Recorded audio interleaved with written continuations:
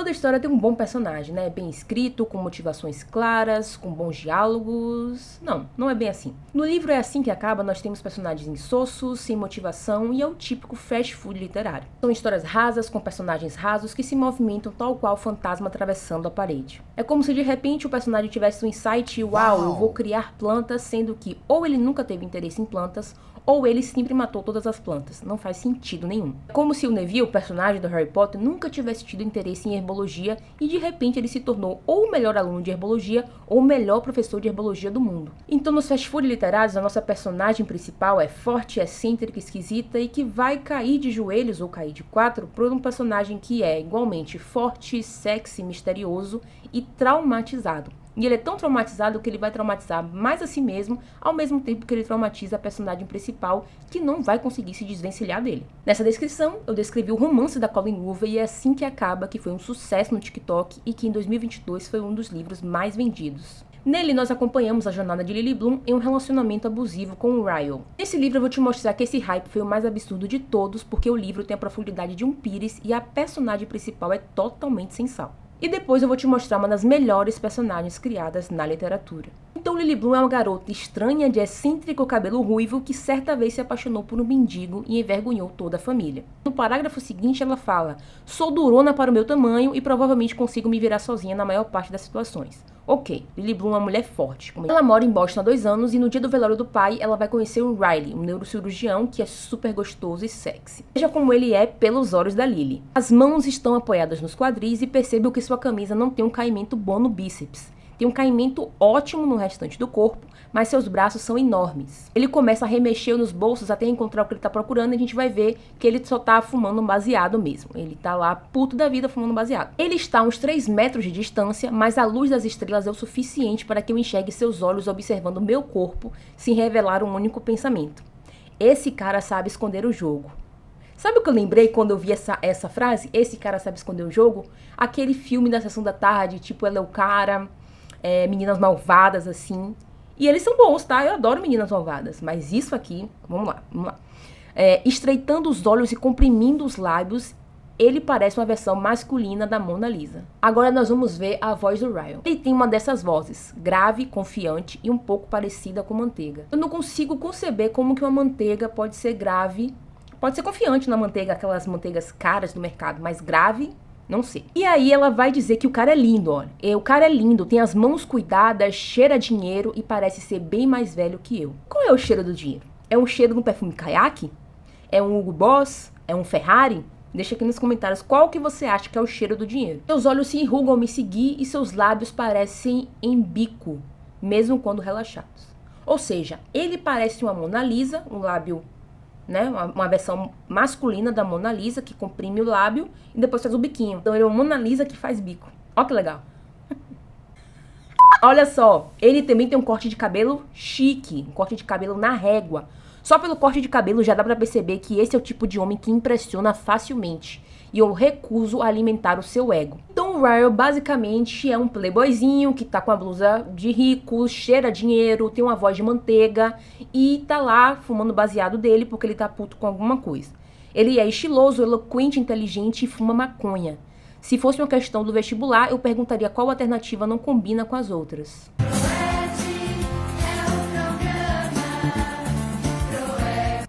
Riley está fumando um baseado, tem um bíceps grande, lindo, com a cutícula feita, cabelinho na régua, rico e tem voz de manteiga, seja lá o que isso significa. A minha voz seria de quê? Taquara rachada, arara, passarinho, não sei, enfim. Enfim, o importante é que ele tem uma boquinha de bico e eu fiquei pensando, será que ele não é o Christian Grey do multiverso? O Christian Grey de Boston. Ainda nesse primeiro encontro deles de reconhecimento, o rapaz da voz de manteiga solta o seguinte: sinto que todo mundo finge ser quem é, e que, no fundo, somos todos igualmente ferrados, alguns apenas escondem isso melhor que os outros. Sabe quando você pergunta pra sua amiga, poxa amiga, ele nunca deu sinais? E a sua amiga com a voz mansa, com a carinha assim meio de inocente, fala, não amiga, ele nunca deu sinais. Olha aí, Lily Bloom, o Riley tá dando um sinal, cara. Entendeu? Ele tá dando um sinal que ele é um fudido. Ele tá dando um sinal que ele é ferrado. E você tá só balançando as mãozinhas, igual a Paquita no show da Xuxa. Seguindo a conversa morna, o carinha da voz de manteiga, ele solta essa aqui, ó. Ele põe as mãos atrás da cabeça e me encara nos olhos. Eu não vou fazer isso. Eu não vou fazer isso. Que ele tá assim, e aí olha pra Lily. Cara. Quero te comer.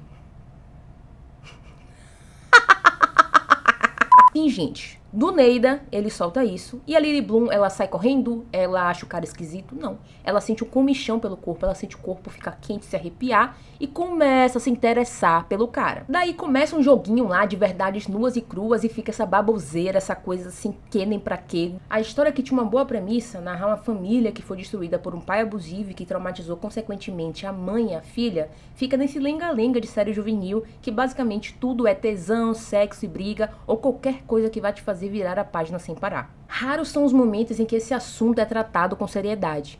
E as pessoas vão dizer que a Lily estava imersa no problema e blá blá blá blá, mas nem isso é mostrado. Lily é uma personagem morna e insossa e ponto final. E o Ministério da Leitura diverte. Isso aqui é a minha opinião. Mas seguimos o baile. A Lily conhece o Riley e começa a namorar com ele, mesmo ele dizendo que não quer namorar, não quer casar e não quer ter filhos. E o que será que acontece? Aí, tempos depois, certo dia eles estão em casa fazendo comida e bebendo vinho, taça vai, taça vem, acontece que eles vão pra cozinha e aí o Riley vai tentar tirar comida de dentro do forno sem nenhum tipo de proteção. Ele machuca a mão e a Lily, ela começa a rir da situação, porque espatifou comida pra tudo quanto é lado e ela ficou pensando no trabalho que iria dar pra limpar aquilo ali tudo. Ela tava cheia, tava alta já de vinho e ela começou a rir. E aí o Riley, enquanto tá limpando a mão, simplesmente vendo a Lily rir, teve um ataque de fúria e deu um murro na cabeça da Lily. Aí a Lily cai no chão, ela vai machucar o olho aqui, essa parte aqui, e aí vai sangrar, e aí ela vai se lembrar exatamente do que aconteceu com a mãe dela quando o pai batia na mãe. E aí o Riley vai falar as mesmas frases. Me desculpe, eu não quis fazer isso. Me desculpe, eu não quis fazer isso. A literatura tem um poder de fazer com que a gente viva situações que a gente nunca viveu na nossa vida. Colleen Hoover consegue fazer isso quando ela vai e descreve só essa situação. Depois você vai ver como ela consegue esculhambar. Dessa vez, não escuta a voz de Riley. Tudo que ouço é a voz do meu pai. Desculpa, Jane, foi um acidente, me desculpe mesmo.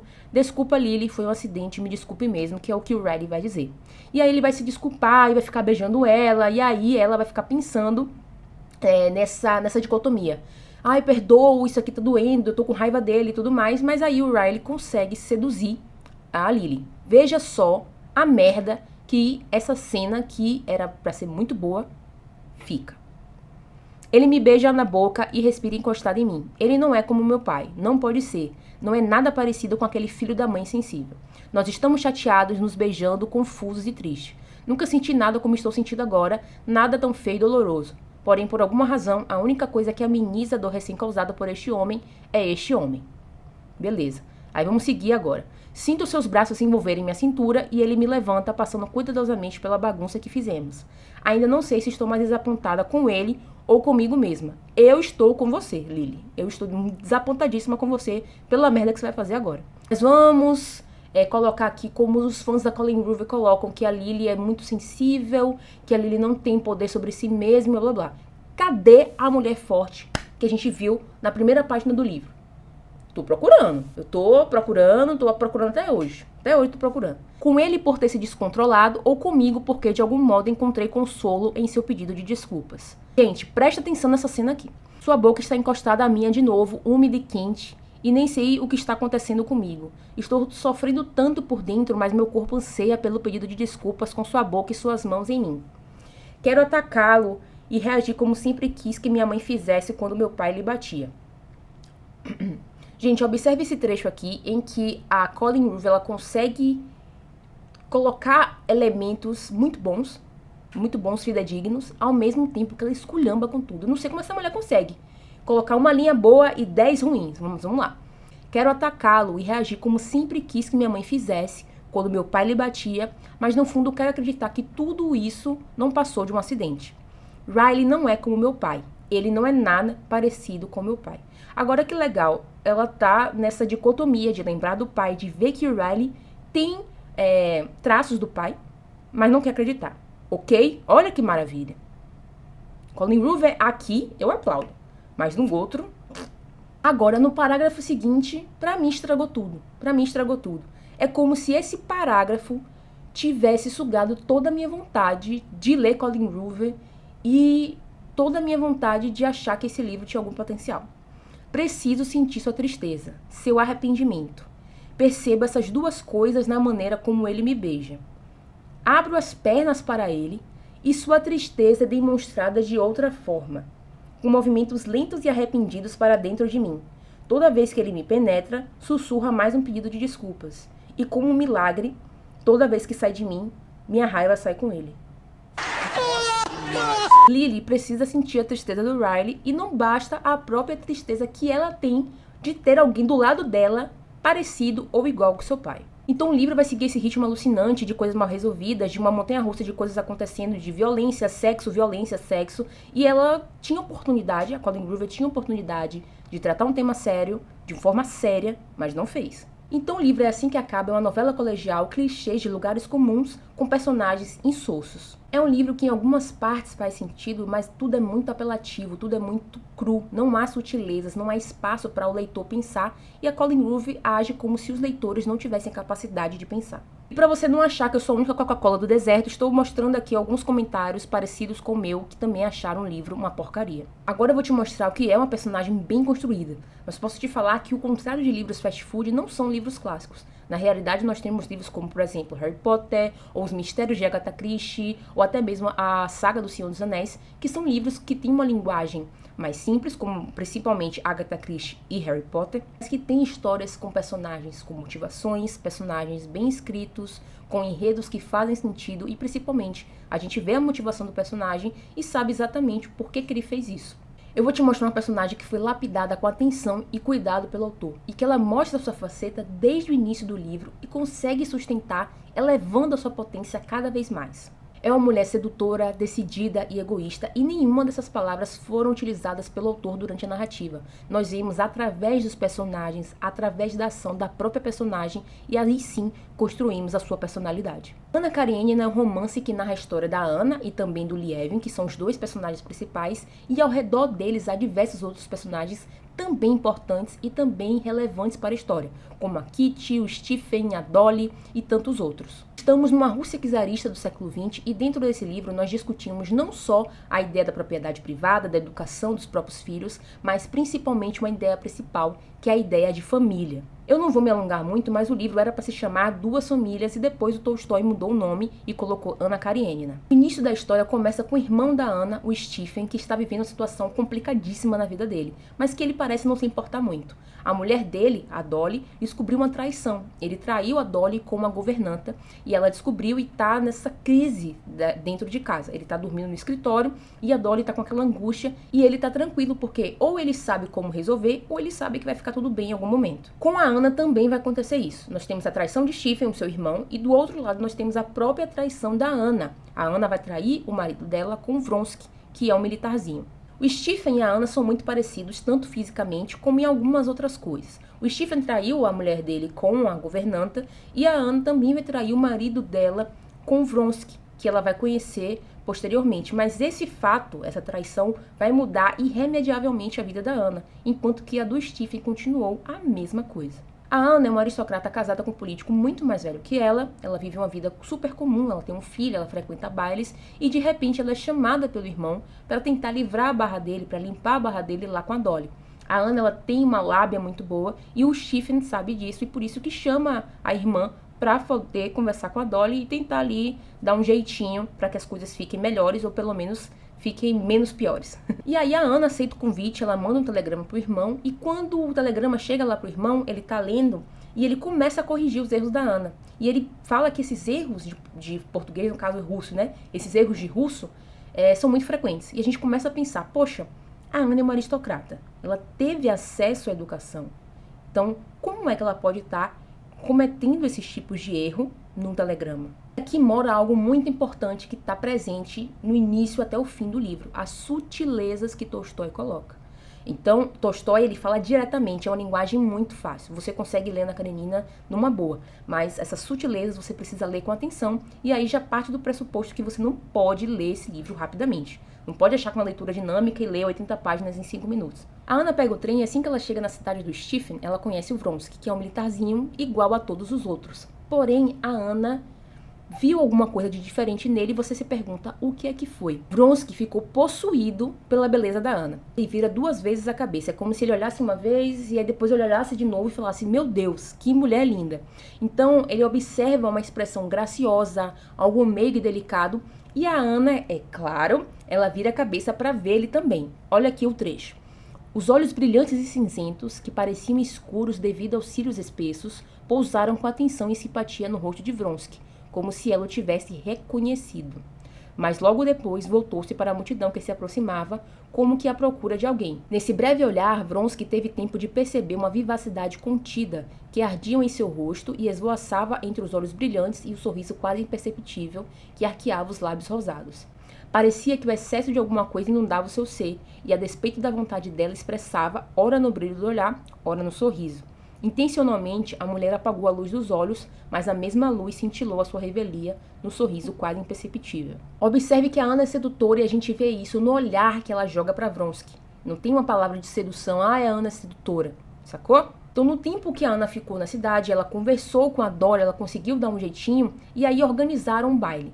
E nesse baile, ela tinha combinado com a Kitty, que é a irmã da Dolly, de ir com o vestido lilás para combinar com o vestido da Dolly, que seria rosa. Então as duas seriam como se fossem assim as irmãzinhas, as amiguinhas. Só que aí, meu amigo, a Ana chegou com um vestido preto de veludo, maravilhosamente linda. Não estava de lilás como Kitty desejara com tanto afinco, mas sim de preto, um vestido de veludo de corte rebaixado que deixava à mostra, cheios e torneados, como que em marfim antigo, o colo, os ombros e os braços roliços, de pulsos finos e minúsculos. O vestido era todo ornado de guipuras venezianas. Kitty via Ana todos os dias. Estava maravilhada por ela e imaginava forçosamente de lilás. Mas agora, ao vê-la de preto, se deu conta de que não compreendera todo o seu encanto. Viu-a agora de um modo totalmente novo e inesperado. Aqui o encanto de Kitty vai começar a se quebrar e se quebra totalmente nas cenas depois. Então ela começa a ver a verdadeira Ana. Então o baile vai seguir e a Ana vai conversar com Vronsky. Imagine que está todo mundo reunido e tem 2 pessoas conversando, sozinhas, dentro de uma rodinha, e elas não interagem com mais ninguém. E aí quando você observa essas 2 pessoas, tá uma com cara de cachorro e a outra se achando o máximo. Era assim, Vronsky e Ana conversando, todo mundo conversando entre si, eles 2 conversando sozinhos, e o Vronsky olhando para Ana com cara de cachorro, quase se atirando em cima da Ana, totalmente dominado por ela. Então a Kitty continua observando a Ana e ela vai reconhecer em Vronsky a mesma coisa que enxergou em Ana. Olha só. Reconheceu nela as feições de exaltação do sucesso tão conhecidas de Kitty. Viu que Ana estava embriagada com a admiração entusiástica que provocava. Kitty conhecia esse sentimento, conhecia os seus sintomas e os reconheceu em Ana. Viu o brilho trêmulo inflamado nos seus olhos, o sorriso de felicidade e da exaltação que involuntariamente arqueava os lábios e a graça distinta, a precisão e a leveza dos movimentos. Mas e quanto a ele? Kitty observou Vronsky e horrorizou-se. Aquilo que Kitty pressentira tão claramente no espelho do rosto de Ana, reconheceu em Vronsky. O que havia acontecido com sua maneira sempre calma e firme e com a expressão serena e despreocupada do seu rosto. Não, agora toda vez que ele se voltava para Ana, curvava um pouco a cabeça, como se quisesse atirar-se diante dela, e no olhar de Vronsky só havia uma expressão de submissão e de temor. Não desejo ofendê-la, parecia dizer o seu olhar a cada instante, mas quero salvar-me e não sei como. Em seu rosto havia uma expressão que Kitty jamais vira antes. Gente, isso aqui em uma cena de baile. Em uma cena de baile. Não teve gente caindo, não teve gente transando em cima da mesa, não teve gente tomando soco. Estamos conhecendo o personagem pelos olhos dos outros. Então, primeiro nós temos como Vronsky viu a Ana, como a Ana também olhou para o Vronsky, e agora a Kitty olhando para o Vronsky e para a Ana. Isso é interessante porque além da gente descobrir como o personagem enxerga o outro personagem, a gente também tem que prestar atenção que a gente está vendo pelo olho do outro. Então, é o julgamento do outro ali. E é claro que a gente está vendo, então, a construção de motivações, de personalidade. Isso torna os personagens mais fortes. Isso torna os personagens mais coerentes. Algo interessante na construção da personagem da Ana é que parece que em alguns momentos há algo místico. É como se a Ana estivesse sendo possuída por outra Ana, como se tivessem 2 Anas no mesmo corpo. Então, em certa altura, ela está no trem, ela está lendo um romance, e ela quer porque quer ser a heroína do romance. Ela lê e consegue se imaginar junto ali com o herói. Veja só, sentiu a vontade desmedida de viver por si mesma. Se lia como heroína do romance, cuidava de um doente, tinha vontade de entrar com passos inaudíveis no quarto do doente. Se lia como um membro do parlamento discursava, se tinha vontade de fazer ela mesma um discurso. Se lia como a Lady Mary saía a cavalo atrás da matilha na caçada, como provocava a cunhada e surpreendia a todos com a sua coragem, Ana sentia vontade de fazer tudo isso ela mesma. Mas nada havia para ela fazer e Ana, revirando a espátula lisa em suas mãos pequeninas, redobrava o esforço para ler. O herói do romance já estava prestes a alcançar sua felicidade inglesa, o baronato e a propriedade intelectual, e Ana desejava partir em sua companhia rumo à propriedade quando, de repente, se deu conta de que, para o herói, seria uma vergonha e que ela por si mesma também sentiria vergonha. Mas por que seria uma vergonha para ele? Por que seria uma vergonha para mim? Perguntou-se Ana, com a surpresa ofendida. Baixou o livro e recostou-se na poltrona, apertando a espátula com força em ambas as mãos. Nada havia de vergonhoso. Chamou à memória todas as suas lembranças de Moscou. Tudo era bom, agradável. Lembrou-se do baile, lembrou-se de Vronsky e do seu rosto enamorado e submisso. Lembrou-se de todas as suas atitudes com ele. Nada havia de vergonhoso. No entanto, justamente nesse ponto de suas lembranças, o sentimento de vergonha se redobrava, como se uma voz interior, no exato momento em que ela se recordava de Vronsky. Então ela entrou em transe e começou a pensar em tudo que ela passou com Vronsky, nas conversas, no flerte, e para ela nada havia de errado, porque ela tinha escolhido então viver esse papel de heroína junto com Vronsky. E em certo momento a Ana ficou tão imersa no pensamento que ela nem sabia se o trem estava indo para frente ou para trás, ela estava pensando em como ser heroína da sua própria vida, em como ser heroína do próprio romance. E aí nesse momento é que parece que existe outra Ana. Sentia que os olhos se abriam mais e mais, que os dedos das mãos e dos pés se remexiam nervosos, que algo dentro dela comprimia sua respiração e que todos os sons e imagens nessa penumbra trêmula a impressionavam com a clareza incomum. De uma forma ininterrupta, lhe vinham momentos de dúvida se o vagão seguia para frente ou para trás, ou se estava completamente parado. Era Anushka que estava ao seu lado ou alguma estranha? O que era aquilo na sua mãozinha? Uma peliça ou um bicho? Eu mesmo que sou aqui. Serei eu mesma ou outra? Para Ana, era horrível entregar-se a tal devaneio, mas algo a arrastava nessa direção e Ana, ao seu bel prazer, podia entregar-se ou esquivar-se. E o autor descreve logo em seguida uma cena em que o vento parece querer levar Ana e parece então que leva algo e deixa alguma coisa. E abriu a porta, a nevasca e o vento arremeteram contra Ana e passaram a lutar com ela pelo domínio da porta. E isso lhe pareceu divertido. Ana abriu a porta e saiu. O vento, que parecia estar à sua espera, pôs-se a assobiar com alegria e quis levantá-la e carregá-la. Mas Ana agarrou-se com as mãos no balaústre gelado. E capítulos depois, quando a Ana está morrendo, isso não é spoiler, ela vai falar para o marido que existem duas Anas também. Ó, espere, você não sabe. Espere, espere. Ela se deteve como que para concentrar as ideias. Sim, começou. Sim, sim, sim. Eis o que eu queria dizer. Não se surpreenda comigo. Ainda sou a mesma, mas em mim há outra mulher. Tenho medo dela. Ela se apaixonou por aquele homem e eu queria odiar você e não conseguia esquecer a mulher que havia antes. Eu não sou ela. Agora sou a verdadeira. Sou eu toda. Então veja que a construção da Ana ela vai se intensificando ao ponto que a gente também consegue ver o egoísmo dela. Ana é uma mulher totalmente egoísta. Ela tá ali para que as coisas sirvam a ela.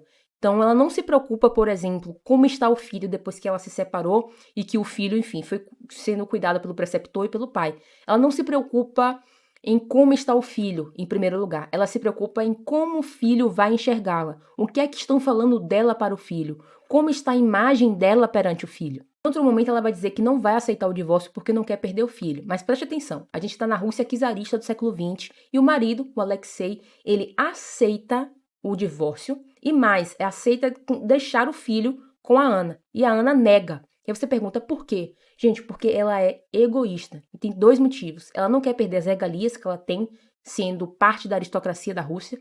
E em segundo lugar, ela não quer ficar por baixo. Ela não pode admitir que o Alexei seja bondoso, seja caridoso com ela. Porque ela acha que o Alexei é um merda, é um egoísta, é feio, tem uma orelha grande. Então ela não pode sentir que o Alexei fez uma ação por ela e que por isso ele poderia estar olhando de cima para baixo em relação a ela. Como eu falei, Tolstói é um autor direto, ele não deixa espaço para dúvidas, no entanto, ele nos apresenta sutilezas que fazem com que os personagens tenham muito mais motivação, personalidade e principalmente que a gente tenha um espaço para construir junto com ele. Então já deu para perceber a diferença entre as duas personagens. Uma tem motivação, tem história, tem consistência, enquanto a outra é basicamente uma reunião ali, um amontoado de características amorfas. Em livros fast food, seu imaginário fica repleto de histórias clichês, lugares comuns, de personagens mal construídos e de enredos que tornam, sei lá, a cidade de Boston igual a cidade de São Paulo, que é igual a Nova York, a qualquer outra cidade, sem nenhuma característica marcante. No final das contas, não é porque um livro é líder de vendas que ele necessariamente vai ser muito bom.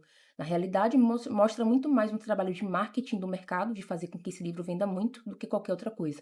Por isso, a gente tem que se apaixonar pela história, a gente tem que se apaixonar pelos personagens. E é por isso que best-sellers como Harry Potter são bons, assim como Senhores dos Anéis, enquanto que É Assim que Acaba é um livrinho bem pobrinho, bem raso, tal qual um Pires, como eu já mencionei. E é claro que se você gostar de Colin Hoover, isso não é um problema, até porque eu também gosto, por exemplo, de Crepúsculo, e eu sei que é muito ruim. No final das contas, tudo é equilíbrio. De um lado, sei lá, se eu leio Crepúsculo, do outro lado eu tenho que estar lendo alguma coisa que seja mais consistente, que me dê muito mais referências boas do que essas ruins que eu tô, de repente, pegando em Crepúsculo. E é possível começar daí, é possível começar com livros mais simples, com livros como Fast Food Literário, porque são uma porta para você conhecer a literatura, para você ter o hábito da leitura. É possível começar daí, é como se você estivesse aprendendo uma música no piano. Não vai sair um Clair de Lune de primeira, mas vai sair um Dó Ré Mi, e com o passar do tempo e sua exposição ao piano, isso é, a leitura, a diversos tipos de leitura, um romance, um conto, ou uma crônica, uma novela, e aí sim você vai ganhando maturidade e você vai começar a perceber que Dó Ré Mi não é mais o suficiente para te satisfazer, que você precisa de mais, você precisa de mais conhecimento. E aí sim vai começando a tocar o Clair de Lune na sua vida. Ou seja, você vai tendo acesso a literaturas mais complexas que não precisam necessariamente ser clássicos, podem ser, mas também podem não ser, e você vai construindo o seu imaginário, suas referências muito melhor. Dá para olhar o mundo por uma janela gigante, por que que você ainda está olhando o mundo por uma fechadura?